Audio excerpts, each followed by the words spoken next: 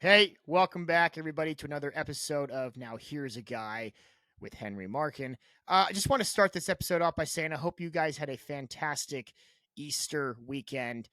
I was troubled with the same question I have every Easter. What's the deal with the Easter Bunny? Seriously. I feel like of all the fairy tale creatures and the myths, right? We got Santa, Tooth Fairy. The Easter Bunny makes no sense. Like, what is his deal? Where does he fold in to what is happening surrounding his holiday? Right? I mean, think about it. You lose a tooth. Tooth Fairy comes in into the night, takes the tooth. Thank you very much. Here's a coin for your trouble. Right? Easy. Easy to understand that one. No problem. Santa, right? A little more complex. We leveled up here. We got a guy. He's got a list. If you're on it, you're nice. You get a gift. Naughty. You get some coal. Flies around the world. Got a lot of questions there. Does he do it all in one night? Does he get in the chimney? How does he eat the cookies? Fine. Little plot holes here and there. But at the end of the day, pretty easy to put that in a lunchbox, right? It's easy-ish to understand. Christ was murdered. Jesus Christ, the person. Romans nailed him to a cross after his best friend betrayed him at dinner. Then they killed him. And they buried him in a tomb. And a couple days later, he came out, resurrected. And there you go. Easter. What the fuck does the bunny have to do with any of that? Right?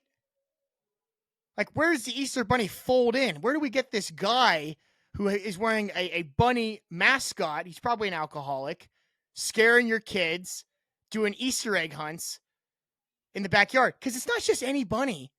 This bunny lays eggs. And I'm assuming it's not in a reproductive way like a platypus. It lays eggs probably from its butthole.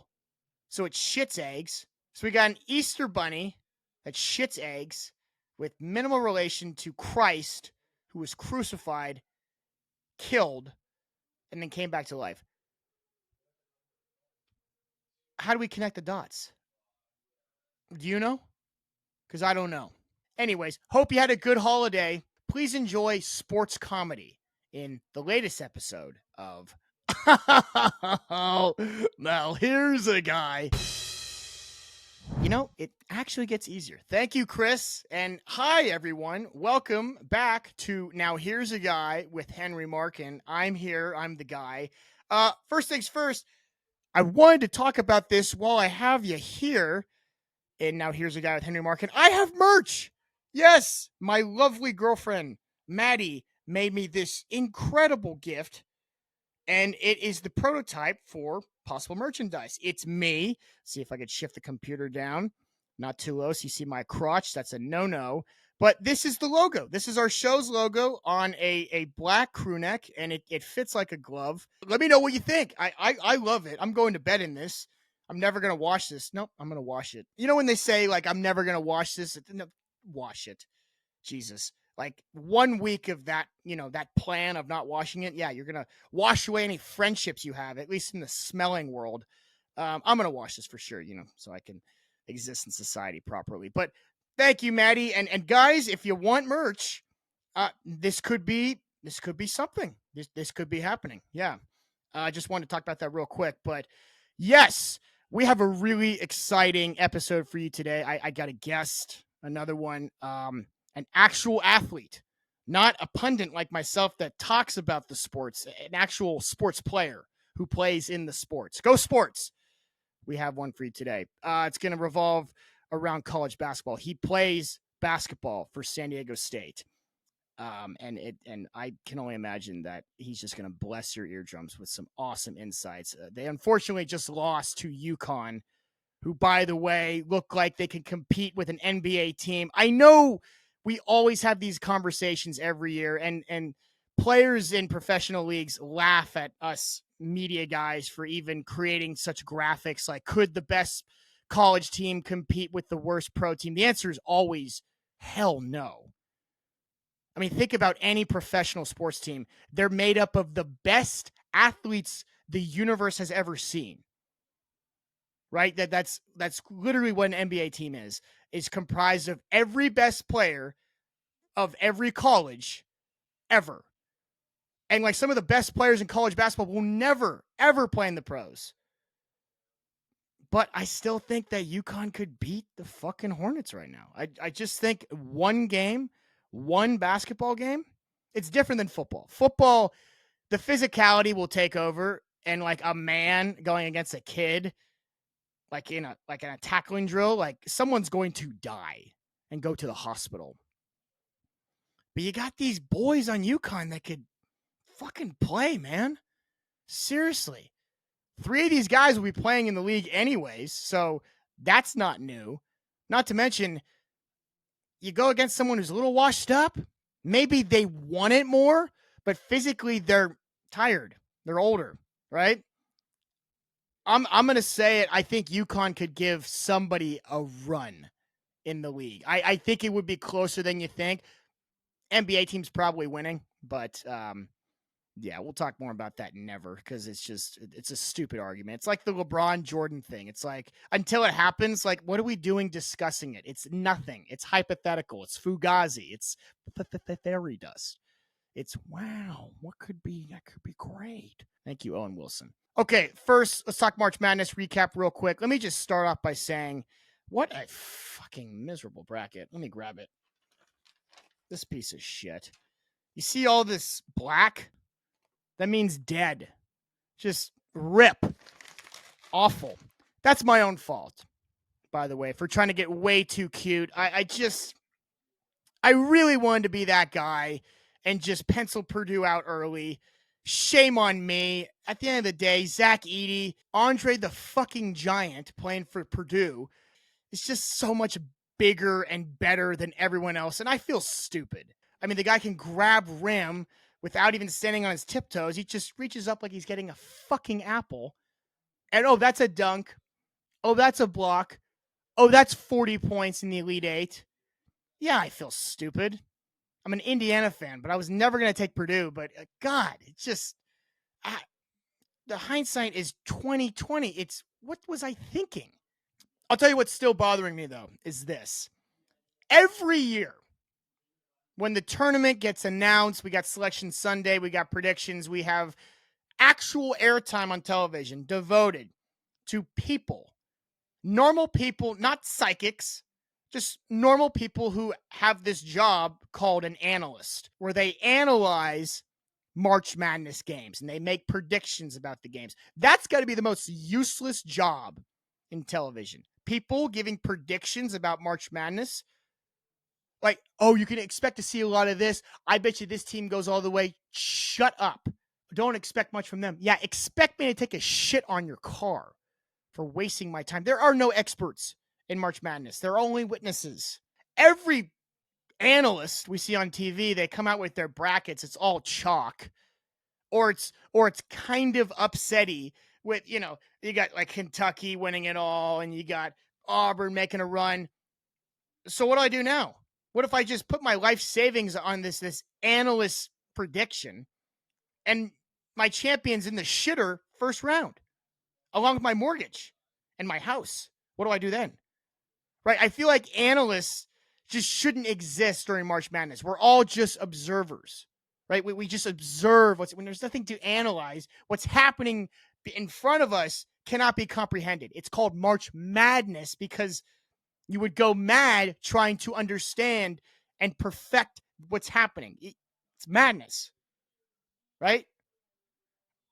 Let's eliminate the analyst perspective. I don't know why they still devote airtime to having 4 dudes in fine press suits give us a Final Four that would never fucking happen.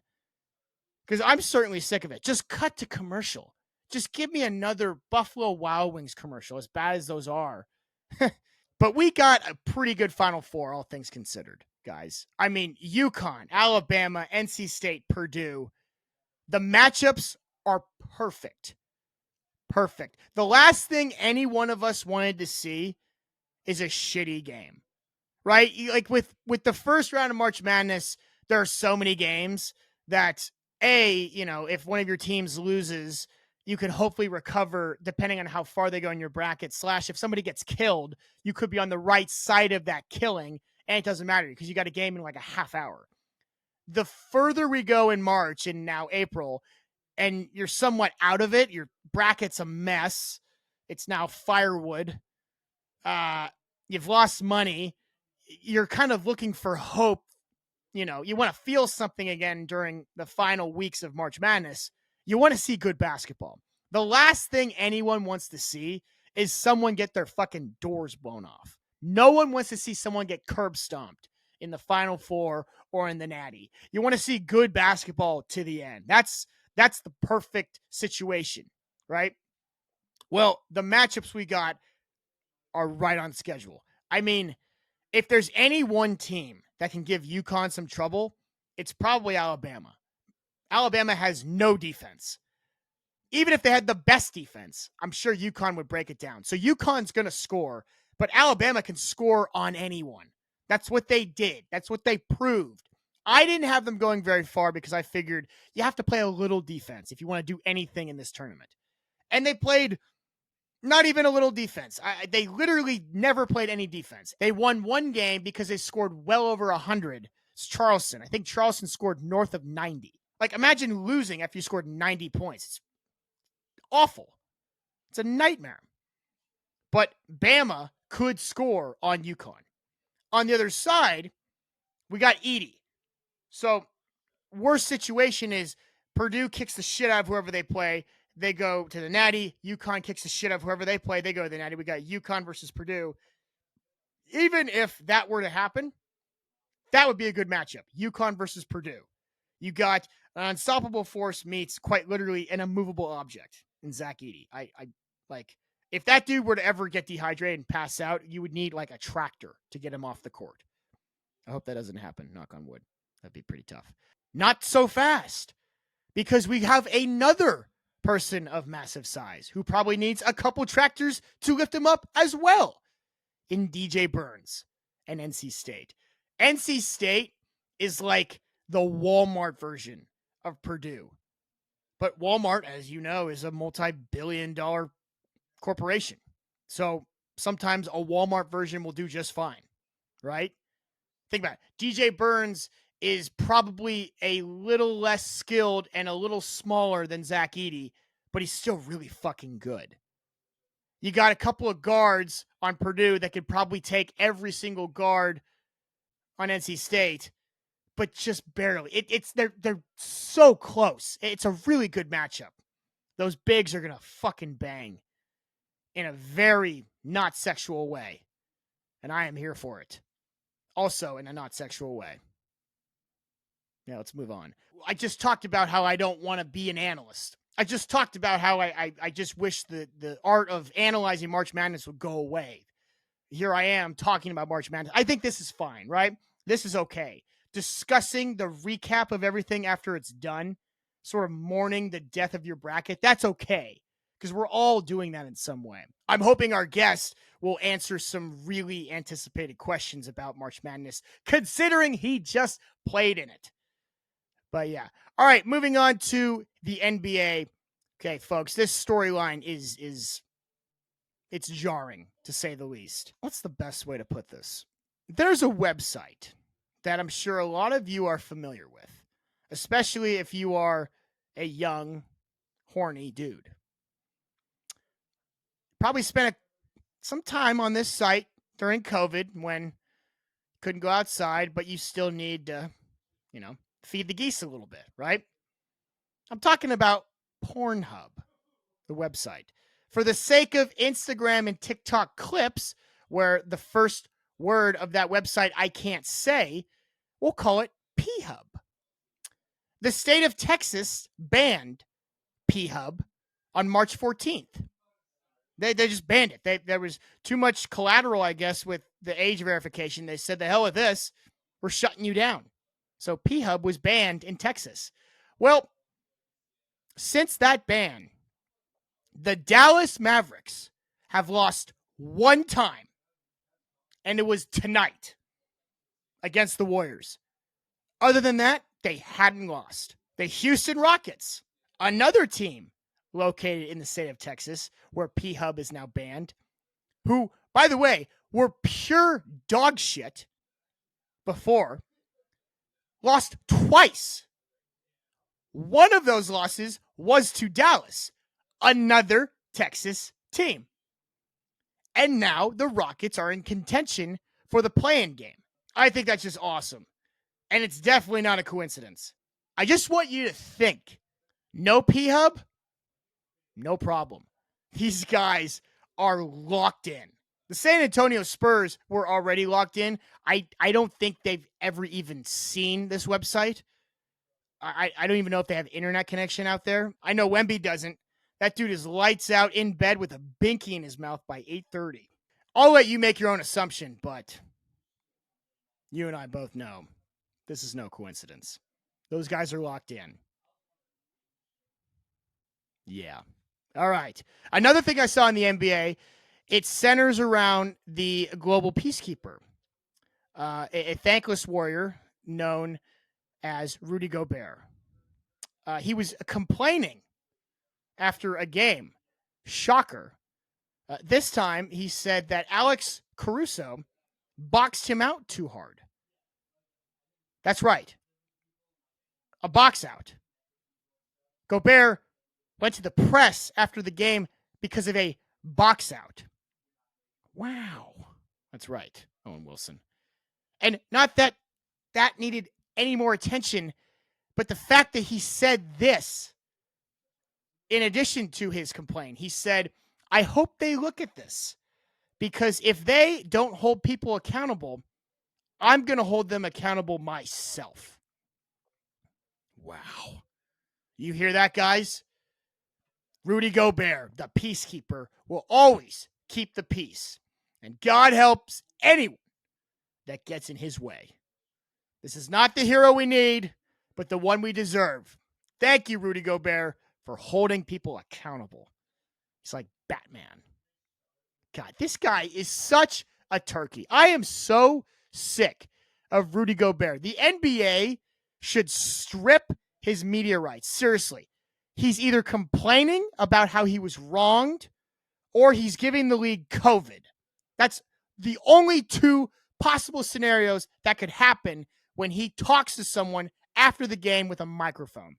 So I think everyone would benefit if they just unplugged his microphone. Either he's spreading lies or he's spreading COVID. Wouldn't we be better off with no lies and no COVID? I think so. God, I just can't stand Gobert. He's just such a turkey. I'll even say he's a skunk. He is a skunk. Have you ever called someone a skunk and thought to yourself, boy, I like this person a lot? You know what animal I should call them that is comparable to their great traits? I should call them a skunk. No, skunks stink. You know what they do? They shit everywhere, and that's how they get predators away. They just open their anus and they spray. And you know what they do when they die? They stink even worse. They just fart and just let out all the toxins and the carcinogens out of their rectum into the air even after they're dead. So skunks unconditionally stink. And that's how I feel about Rudy Gobert. On the court, he's a skunk. Off the court, he's a skunk. Fucking lathered up the microphones like it was butter on pancakes with all of his infectious COVID yuckiness. Skunk. Skunk, skunk, skunk. Can't stand him. Speaking of skunks, Mad Dog Russo. This guy also kind of stinks. Not because I have any sort of connection to him. I just think he's loud. I always see him on TV. He's just so friggin' loud. Right? It's the same sort of reaction I have when I smell a skunk. It's the ear equivalent of a skunk. Is Mad Dog Russo just screaming at you about the Yankees or just some narrative he's just trying to push. It's like, bro, you know what you need? You need a gummy. And not a gummy bear, but something that could put you to sleep. Fuck. But there was one thing, or I guess one take that Mad Dog Russo had on ESPN the other day that actually piqued my interest. Not because he was right, but because I felt like he could have gone even deeper. He was talking about ranking players. One player in particular, Jason Tatum, he had him ranked 7th on his best players list. Not that I give a shit about Mad Dog's list or even Jason Tatum. I honestly, I don't hate the guy. I just don't think he's interesting. I never bought into Jason Tatum. Still haven't.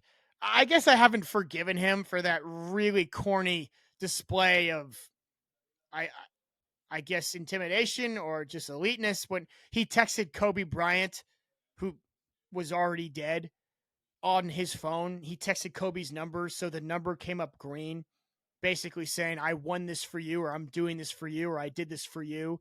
And he screenshotted and posted that. That's not really cool. That's weird. You're texting a dead guy's phone and you have this connection with this dead guy that is now public. I don't know. I don't like that. That's really corny. First of all, it's weird, right? Because it's you just glorifying yourself, and now you're talking to people that can't respond, obviously, but you're, I guess, putting yourself at his level like only you can. There's a lot wrong with that, and I honestly can't find the words to describe it. It's an ick. Ugh, like every time Gobert does anything, it's an ick.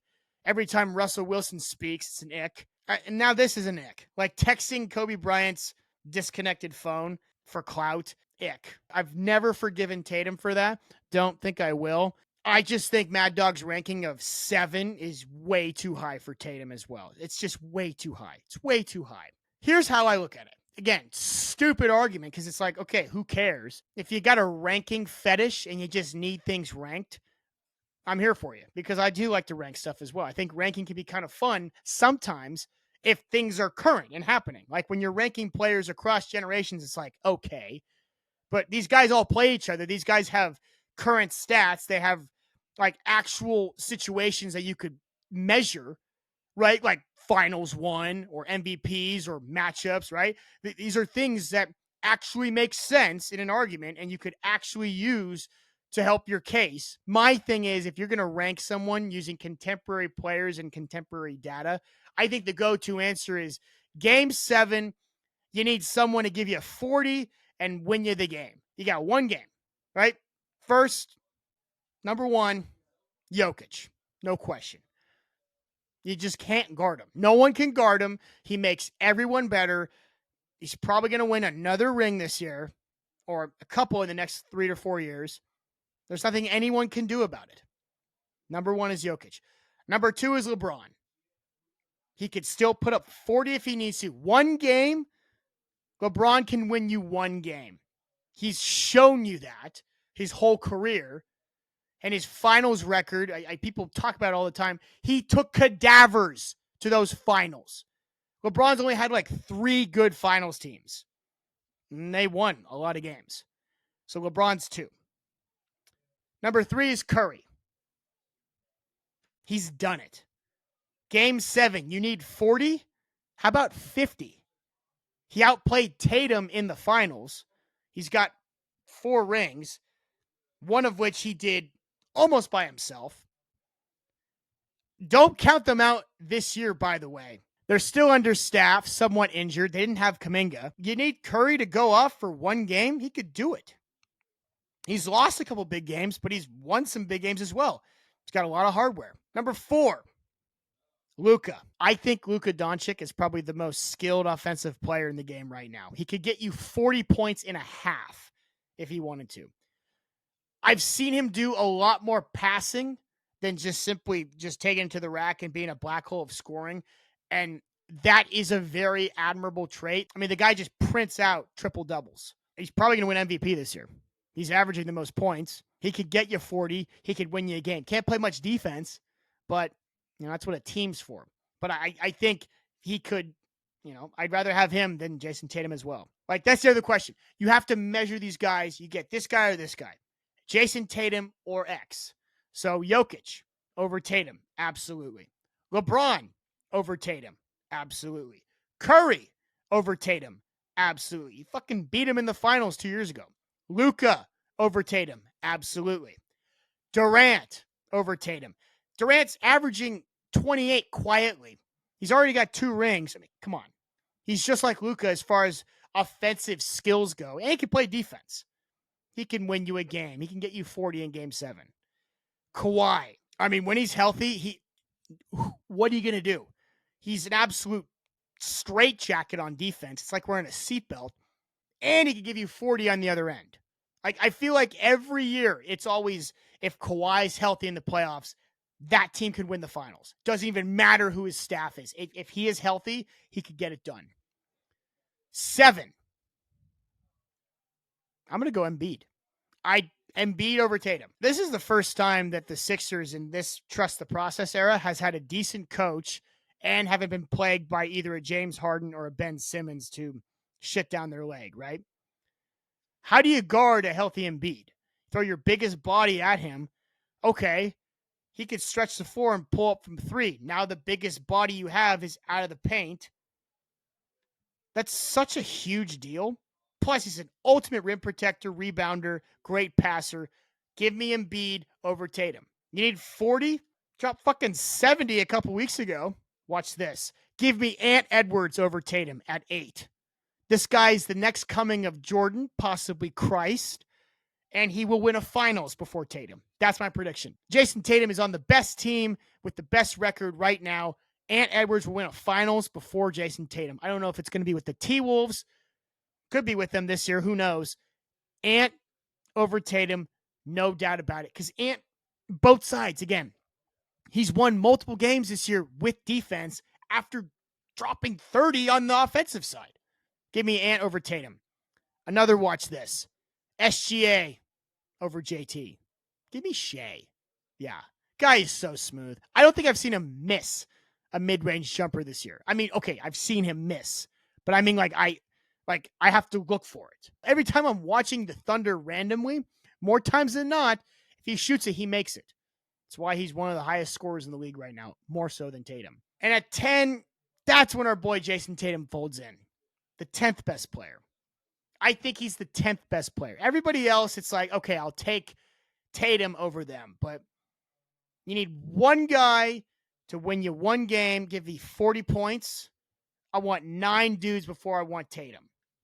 I'm not a hater. It's just that he can sometimes quietly squirt out 13, 5, and 4 and rely on the other 20 pieces that Celtics team has, like Kristaps and Jaylen Brown, even Horford. I mean, fuck, Horford sometimes comes alive during the playoffs and turns into Michael Jordan, right? They have a very thorough, deep team, and their coach is getting better and smarter with every week that goes by. SGA, if Shea disappears from the Thunder, they're fucked. They're the number 2 seed in the West because of him. Same with the T-Wolves. If Ant goes away, they're fucked. And for a while, they were number 1. It's Denver, T-Wolves, and Thunder are 1, 2, and 3 in the West. If Shea and Ant are gone, it's just Denver. Obviously, you know with Philly, Embiid, if he goes, they suck. When he's there, they could win the finals. Kawhi, same thing. Durant, same thing. Luka, obviously, their only shot is if he does Luka things. They probably won't win it, though. Curry from downtown. Bang! Needs no explanation. They need him. Otherwise, they're fucked. LeBron, Jokic. Jokic is a big one, too. Denver's really good, but they need Jokic, right? Do the Celtics need Tatum? I think Tatum needs the Celtics more than they need him, right? Tatum could sit out a couple weeks and they'd be pretty good still. They're probably not winning the finals, but they're definitely not winning with him either. Sorry, that's my thought. Enough basketball for now until our guest, but I just want to squeak in baseball real quick. I mean, fuck, the uniforms suck, man. Wow. It's honestly impressive how bad they made these uniforms. Have you seen them? You may have seen someone's genitals from Media Day. Well, now you can't see anything because they're just dark from sweat. It's like they're wearing pajamas. Seriously, how does this happen? So thick enough to capture every single drop of sweat a player can make, but yet so paper thin to reveal every single detail of a player's crotch. How does that happen? How the hell do you do that? You got all the bad on this side, all the bad on that side, and right in the middle, you get all the shit. It's a Venn diagram of shit. Here's the MLB. This is where we operate, right here in the middle. I mean, I have so many questions. The theme of Major League Baseball this year, the MLB actually stands for Major League of Bullshit. Their new motto is just not answering questions. They'll throw crazy headlines at you with no answers in sight. Nothing. Wander Franco. What's the status on him? Is he even alive? Nobody knows. Trevor Bauer. What's his deal? Shohei Ohtani, the golden boy. I guess we're just assuming their friendship is dead. You know, him and the interpreter, they're done, right? Because that's the story. The interpreter stole all the money. Shohei never placed a bet. Friend betrayed friend. Backstab of the century. That's the headline because we have nothing else to show for, right? I have so many questions. So many questions. And now the jerseys. I mean, we're just watching our favorite players play in these Walmart giveaway jerseys. Seriously, it's like the merchandise they hand out to the first 20,000 fans. Those are the jerseys on the field. Baseball's off to a hot start, and the Angels still suck. Ain't shit never change. At least Shohei got out of there. Poor Mike Trout. Is Mike Trout the new J.J. Watt? Is he the J.J. Watt of the MLB? Just a waste of insane talent, then tries to go somewhere to win a ring. He just chases sweet nothings instead, like Watt chased the Cardinals. Why would you ever bet against these guys? The Niners, bang, bang, Niner game. Sorry, Watt. First mistake was not playing for these boys. Hope Mike Trout gets a ring. I like him. All right, that's enough of just me. On to our guest. We got a great guest. This is the first time we're interviewing an actual active player. I mentioned that earlier. He's now technically in the offseason, but the trails are still fresh. Ryan Schwarz. The dude has been to a Final Four and was very much on his way to help San Diego State pull off another crazy Cinderella story and a trail of upsets had it not been for UConn, who beat them and knocked them out. And now UConn may win it all. Well, we aren't strangers, me and Ryan. I've known this kid for a very long time. However, I still have a plethora of questions I need answering. Hopefully, he does a better job than the MLB at answering questions. No statement readings allowed. This is an interview. Enjoy the interview with San Diego State's guard, Ryan Schwarz. Here we go. This is a big interview for me. This is the first ever guest that is an athlete. That's right. Like we've talked about athletics, we've talked about sports, but now we have a guy here in the studio who's done the sports. He's played the sports. Ryan Schwarz, longtime friend of mine. He's actually played in a March Madness game as of late. Ryan, how we doing? We're doing great, man. Thanks for having me on, Henry. I appreciate it. Oh, of course, my man. Hey, first of all, just congratulations. Past 2 years, obviously a lot more hard work has gone in than what we've seen, but just as far as your runs with San Diego State, my man, 2 years in a row, you've gone deep in March Madness, something my Indiana Hoosiers are simply allergic to. You deserve all the flowers in the world, man. Congratulations. Thank you so much. I appreciate it. That's yeah. So I mean, like, where are you at mentally right now? Like, walk me through right now. Like, does it feel surreal? Like, do you feel like you're a Cinderella? Is it starting to come back to earth? Like, where are you at? Yeah, I mean, it's definitely super surreal to me. I mean, growing up as a kid, I was always, dreamt of being in moments that I was just in. So it's nothing short of a Right. blessing. But, coming back to San Diego, having this week off is, it's just a nice time to reflect on, the whole run. Obviously, we wish we went a little bit farther like last year, but yeah, I'm just Right. grateful for the journey for sure. So this is year 2. You've advanced to the Sweet 16 Right. at least. You got in Yeah. versus Yale. You played in a March Madness game. There's a lot of really good NBA pros who have never done that. Like LeBron, for example. You got a leg up on LeBron. So when they talk about Jordan, LeBron, it's like, well, Ryan Schwarz, throw him in there. Throw me in that category, I guess. Like Wemby, Luka, Jokic, these guys, I mean, they never played in March Madness. You did.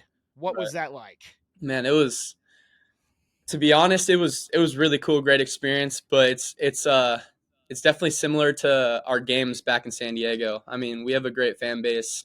Viejas Right. Arena, like we always pack it out. So I was definitely like ready for the moment. Dude, I seriously though, like watching you on TV, I it doesn't ever get, it doesn't really, it never feels normal. Like, no matter what we do in media, like I see myself on screens across I go, if I have a video that hits millions of views, whatever, Right. fine. There's just something that's so special about being on television, like a nationally televised game. Yeah. There are moments, many shots of just your fucking face, like that shit eating grin that I've known my entire life. And I was like, no way, this guy's on CBS right now. That's He's so in funny. March Madness. Yeah, Yeah. I just wanted to get this out here. You didn't have, like, I would say, like the most doctored and polished journey. No, no, A no. lot of guys just kind of kill it in high school, and Right. then they get the hat, the signing day, whatever. Oh, I'm the announcement tweet. You didn't have any of that. No, yeah, You definitely did not have any of that for sure. walk the listeners, consumers through your journey, because I think it's worth sharing. And please Yeah. don't be shy. Just give me how the sausage was made. Yeah, for sure. I mean, coming out of high school, I didn't have any Division One offers.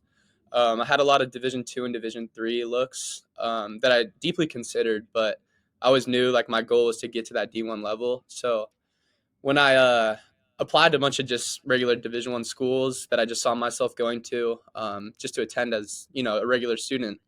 When I got Right. into San Diego State, I was like, I just knew that's where I wanted to be. I knew that if I got an opportunity, that I'd take it in full stride. So Right. when I got here, before I got here, I got in contact with one of the assistant coaches, Yeah. and it was tough. I mean, especially with COVID, the whole COVID situation. They had 21 guys on the roster my freshman year, so I showed up. Was told that I'd get a tryout. Get like an opportunity to just show my skills, but unfortunately, I didn't even get a tryout.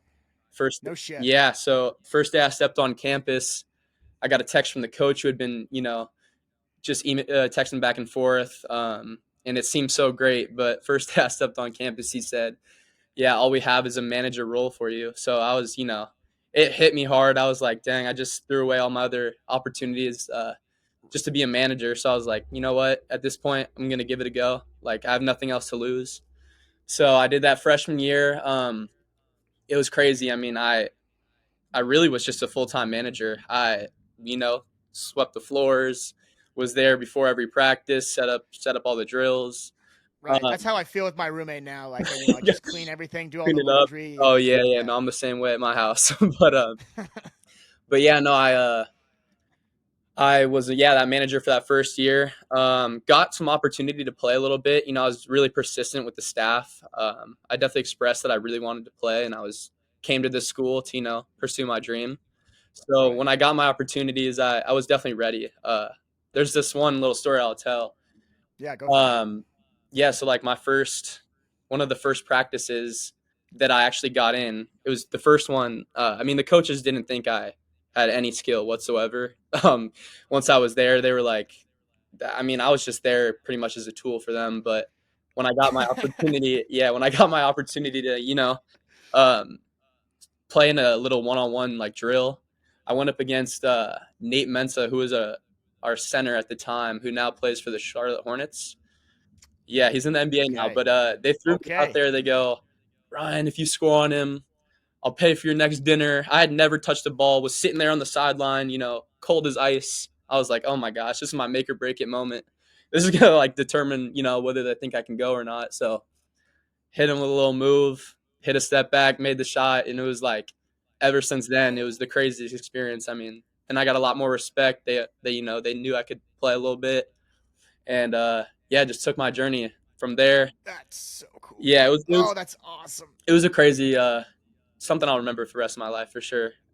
Were you kind of buzzing for the rest of the day? Like, after you do something sick, you're just Yeah, kind of just just like a Sony phone. You're just kind of like exactly. No, I vibrating. was I was Oh I was my god. excited because a lot of work went into just getting that one moment, and I was just so like thrilled that I maximized the opportunity. Did a tiny little bit of urine come out? Just a little bit of nervous pee pee just Yeah, come out? definitely a little came out. I can't lie, but no, the journey was definitely very unorthodox. It was not your normal, have a D1 offer out of high school and just killing it right away. I definitely had a big struggle to get where I am, but I think it's like there's a lot of beauty behind it all. It definitely like makes me feel a lot more happy that I stuck through with it and got where I am. Oh, of course, man. And also, like, let's not forget the fact that you had a massive physical transformation to get where you're at. I mean, you just lived in the gym. Like, I used to be able to put you in my back pocket.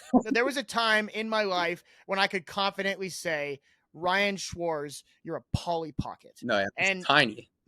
now I look at you and I address you as sir.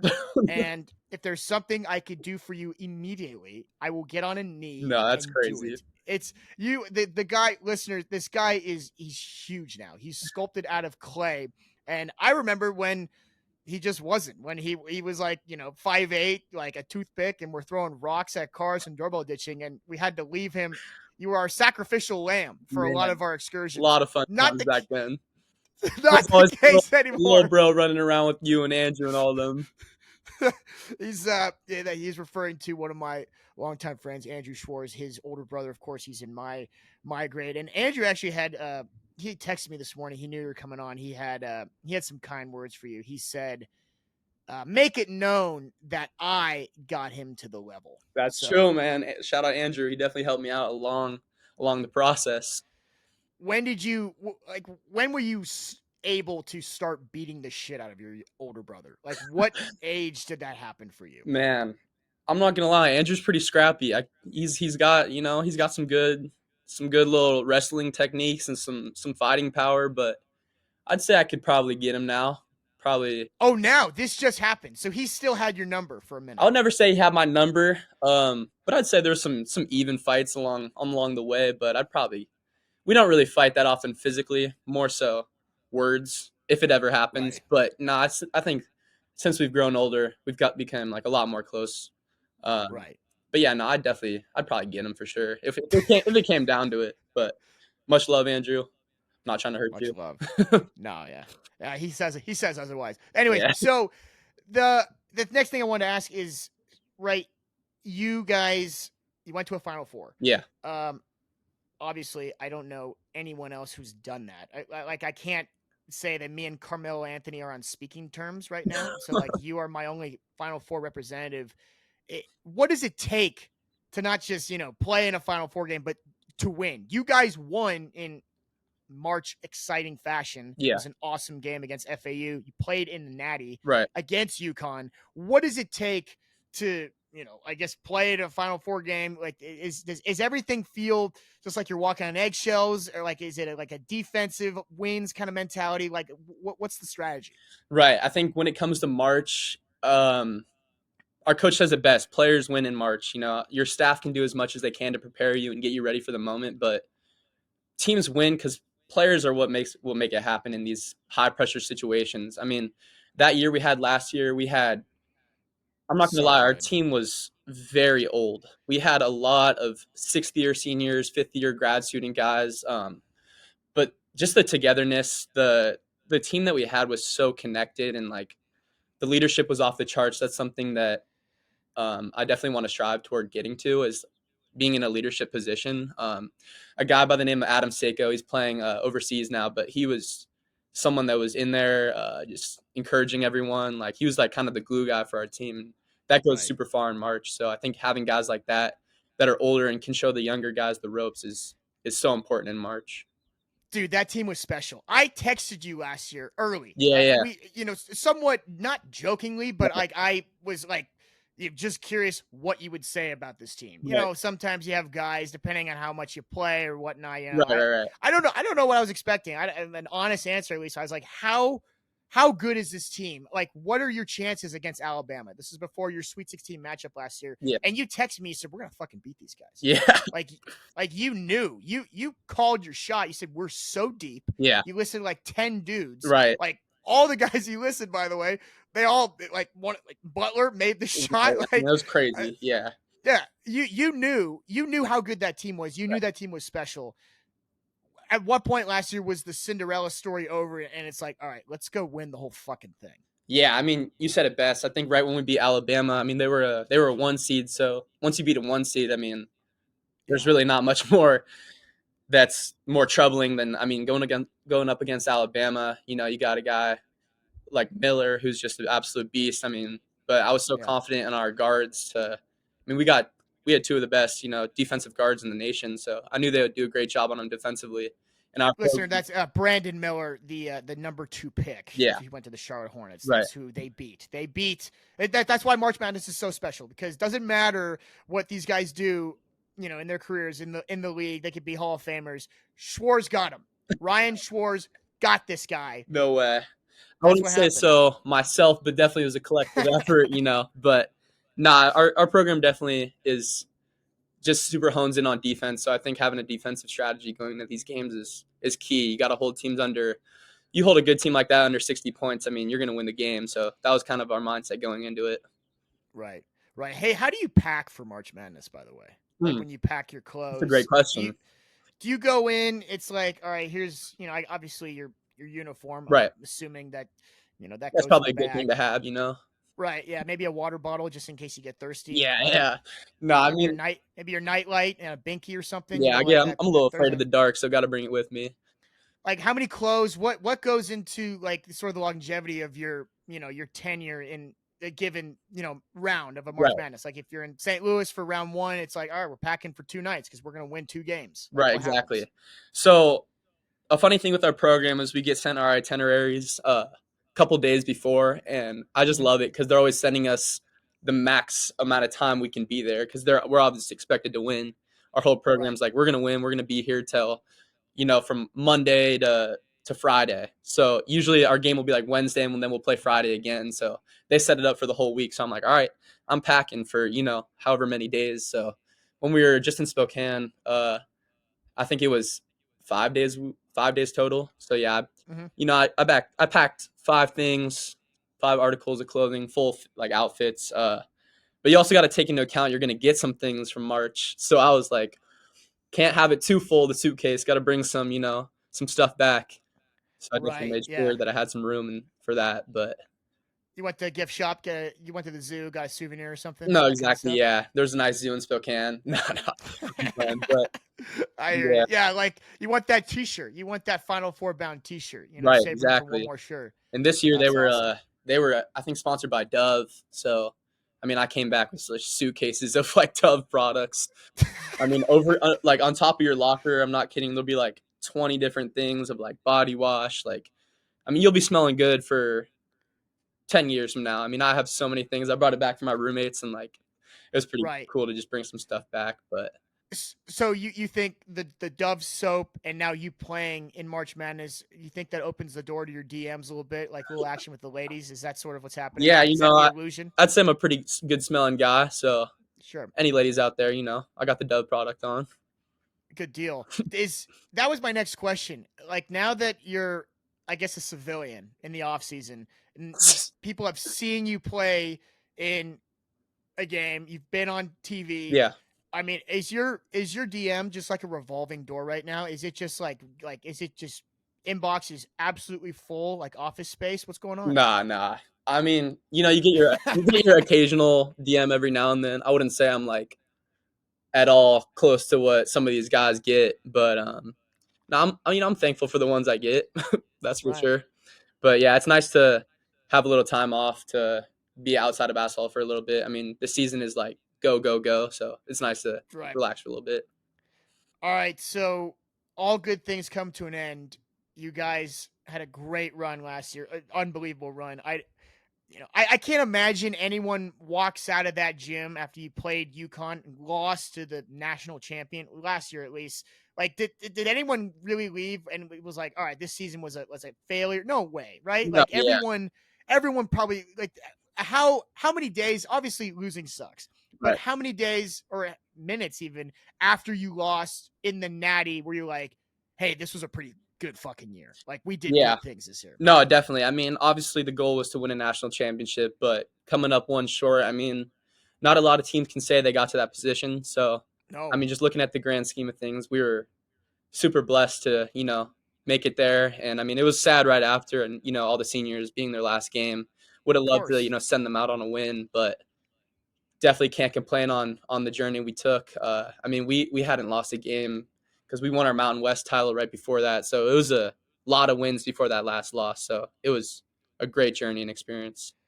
Oh, I bet. And that's kind of my next question is, a season like this, right? Like going to a Sweet 16. Yeah, That's a banner you can hang forever. right. That's going up. That's in the rafters for sure. Yeah, Do you, obviously you lost to UConn. yeah. That's We got to don't like these sting. guys for sure. Yeah. That's got to sting, but hold your head high. I mean, how many days after the loss where you're like, okay, this is another good fucking year, right? Right. I mean, it was hard because we had such high expectations going into this year. We definitely wanted to repeat what we had done last year and go one game further. But our coach said he was like, it's. I mean, if this is like when we lost the game, he basically said, if this is the worst thing going on in your life right now, then you live a pretty blessed life, which I totally agree with. I mean, Mm.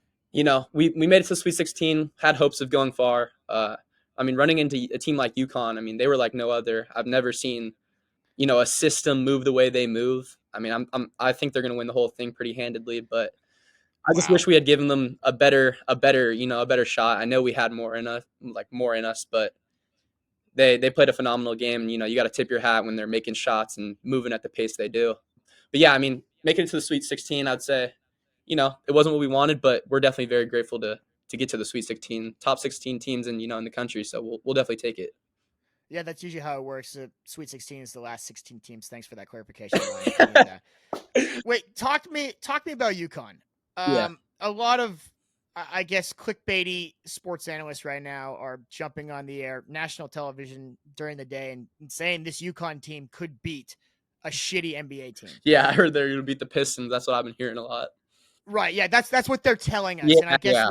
I guess us civilian consumers have to consume that Right, right. as fact. How accurate is it? Is UConn that good? Could they actually beat an NBA team, or is like you played them? These Yeah. guys in suits, all they do is watch and take notes and shove hot dogs on their fucking throats. Right. You played UConn. Yeah. You saw them live. Yeah, yeah. Could they beat an NBA team? I mean, that's a great question. It's hard because we'll never truly know. I mean, that matchup will never happen for real. Oh, But come on. Give me a real answer. Give me a real answer, please. okay, I Spare me. mean, I do not think so. To be honest, I think the NBA is a totally different creature. I mean, the guys that make it to the NBA, I mean, they're just incredible athletes. And I'm not saying that the UConn guys aren't great athletes. I just think that the NBA it's on a whole different level. But as far as the UConn system, I think if they put that into the NBA, I mean, I would say they play just like the Warriors. UConn. That's how I would compare the two. You mean the guys are Wow. always moving, they're always cutting, they're always screening. It's a nightmare to guard. It's just a nightmare. But like I said, I don't think they would win, but I think they'd definitely give them a good shot at their money. What about a wounded Hornets team? Like, let's Hmm. say we got no LaMelo, we got no Miller. Oof. Yeah. It's scrubs versus like a UConn going into this weekend, right? Yeah. They've had a few days to rest. They're Oof. iced. They're good. Yeah. I mean, that changes the story for sure. I mean, I would say UConn might get it there. They're just on a tear right now. I mean, they've only trailed in March Madness for 27 seconds the whole tournament, and that was to us. I mean, we had a short little lead, but Hey. yeah, they absolutely clobbered us toward the end of the second half. But if they were Mhm. out with no Melo, no Miller, none of their key guys, I think they definitely have a shot at winning for sure. That's interesting that you guys had a little bit of a leg up on UConn for even just 27 Yeah, it seconds. was it That's was short lived, but I guess it felt good in the moment. so you got UConn at this point now winning the whole thing Yeah, yeah. handedly, I mean, they right? haven't lost a game in a while, and like they've only lost 3 times on the season. They've killed every team by like I want to say there's some stats like 20 plus points every game. So Yeah, it's I mean, ridiculous it's just crazy. And Dan Hurley is a hell of a coach. I definitely respect what he does with his program. for sure. Good man. Well, the Final Four I think is perfect. As far as again, would have loved to see you guys in there. Obviously, root for my dogs, Yeah. people I know. That's one thing. My bracket went to shit Oh early, yeah. so I was disconnected as far as that Right. regard. But as what we have now, if UConn and Purdue have to be there, I personally think this is a pretty fantastic slate. Yeah. UConn, Bama, Purdue, NC State. What are your predictions? What are your takes? I've heard enough of the suits tell me what they think's going to happen. I just don't want to regurgitate their garbage. Right. You were there. Talk to me. Yeah. What's going to happen this weekend? I mean, I definitely think, UConn definitely going to make it to the chip. And I like NC State. They're on a tear. They're playing super together. They got a crazy fan base behind them. I mean, this is what you want to see in March. So I think they have nothing to lose, and Purdue's got pretty much everything to lose. So I want to see them face off against UConn, and then unfortunately, I definitely got the Huskies putting a beating on them. But I hope they make it a close game. Yeah, that's what we all want to see, Yeah. right? We all want to see. We don't want to see anyone get executed. Yeah, I know. The worst thing in the world is if NC State loses by 50 to Right. Purdue, and it's just Edie, Yeah. 25 seconds of ball movement, only to swing it to Edie. Throw He it in draws the the post. foul, Yeah. gets Burns in foul trouble early, and it's just a slow bloodlet. Yeah, that would suck. it's hard. I mean, it's a tough matchup with Edie. I mean, the dude's massive, but I think Burns, hopefully if he gets crafty, I think a lot of it's dependent on his performance. So I really like his game, and I hope he does well. Did you guys ever simultaneously watch tape, like in addition to teams you were going to play? Was it always like just beat the team in front of you, or was coach kind of like, hey, by the way, we have this team called UConn. Let's, get this in the back of our mind. Or, hey, just in case we're sticking around, Right. this fella, Zach Edey, on the other side of the bracket, who's going to fucking guard him? How does that preparation come in?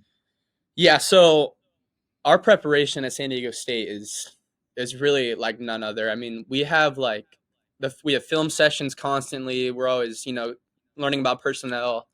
And we have a big staff. So we've got a lot of managers and a lot of assistant coaches that work on film and cutting film and, getting the player boards with all their numbers, stats. So they do a great job of preparing us. And definitely that first round, when we played UAB, we had already had it set up for Auburn. And so we have two guys always cutting for both teams. Whichever team wins next, we have the film ready. We have all the stats already up. So, I mean, huge kudos to those guys behind the scenes that, work their ass off to get all the stuff to help our knowledge for, the game to come. But yeah, I would say not so much UConn. Once you get towards Sweet 16, you're kind of focusing on that one game ahead because those games are played pretty tightly. I mean, most games in March are tight, but yeah, I'd say the first round of 64 and 32, we were looking ahead towards the next games. But yeah, we squeaked a couple wins. I mean, there's a lot of any team that makes March Madness is good. So you got to definitely, you can't look too far forward. You gotta be present in the team you're playing because, like we know, March Madness is crazy. Any team can win at any given moment. Yeah, damn straight. You guys have been that team before. Yeah. What kind of preparation would your manager give you on how to guard me? Just curious. On how to guard you? Mm-hmm. Yeah, I mean, I would definitely say run them off the line. I know you like to get your threes up. Off the line. Wow. I know you like to get your threes up. I would say make him drive the lane. I don't know if you like contact, but I see you as a corner 3 specialist, so definitely don't let him sit in the corner for too long. You might get hot. That's good notes. Those are good notes. Yeah. Yeah. I'd buy that. Yeah. I'm just honored. Actually, you just didn't say something as simple as let him dribble or you're like that guy from Oakland. That's how I see your game. Catch and shoot. Running around. Do you mean that? Yeah. You're like Golke's name, right? Jack Golke. Yes, it is. It's Jack Golke, my prince. The guy.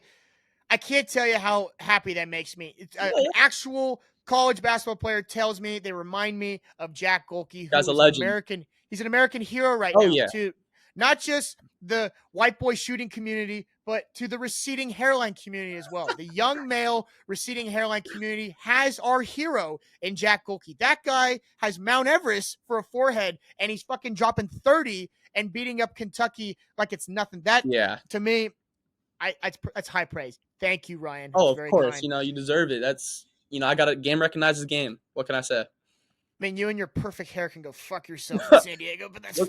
Let's take that hat out. Let's see how we're looking. Come on, for the viewers. Oh, Christ. Yeah, yeah. You know I got to put you on the spot. Yeah, this is just so unnecessary too because it's like I win You got some nothing hat and you hair, win but nothing either. Yeah, it's fine. no, you got It's you got some good flow going on. it's just it's a little thin. It's a, It's a I little mean, thin. hey, it's better than no hair. How about that? Well, tell that to Scott Van Pelt. Shoot. It's it's a work in progress. It's actually come to a complete stop, if you will. Oh no. Yeah, What? no, I mean it's good. Like Oh, the the receding. recession, it's Oh, done. okay. It's Good, done good. receding. Yeah, There we it's done go. receding. I can put my fucking headphones on. You fucking dick. Hang on. Yeah, I had to put you on blast right there. There we go. So unnecessary. So unnecessary.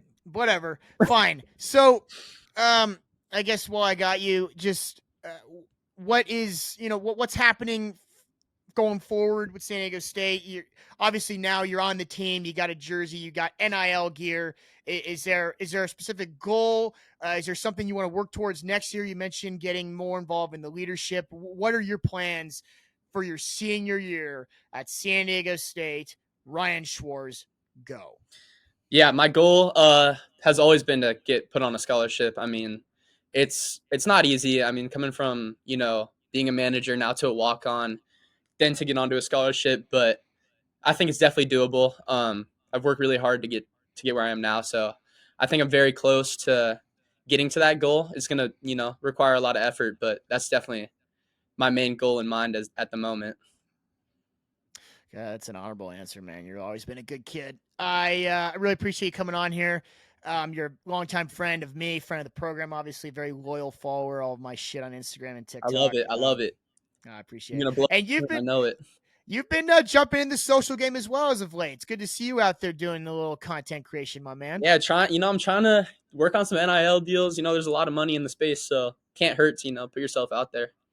Dude, absolutely. I mean, you don't need anything from Keeps and the hair product stuff, but everything else is yeah, you just if you get any offer, just send that my way. Here's my address. Yeah, yeah. I'm gonna just fucking be a good dude. You Oh, could yeah. just I would I'll take some soap, but if you get a Keeps deal, those are coming to me. Let's Oh, yeah, that you those gotta are cut in mine. that for sure. I'll have to send it over.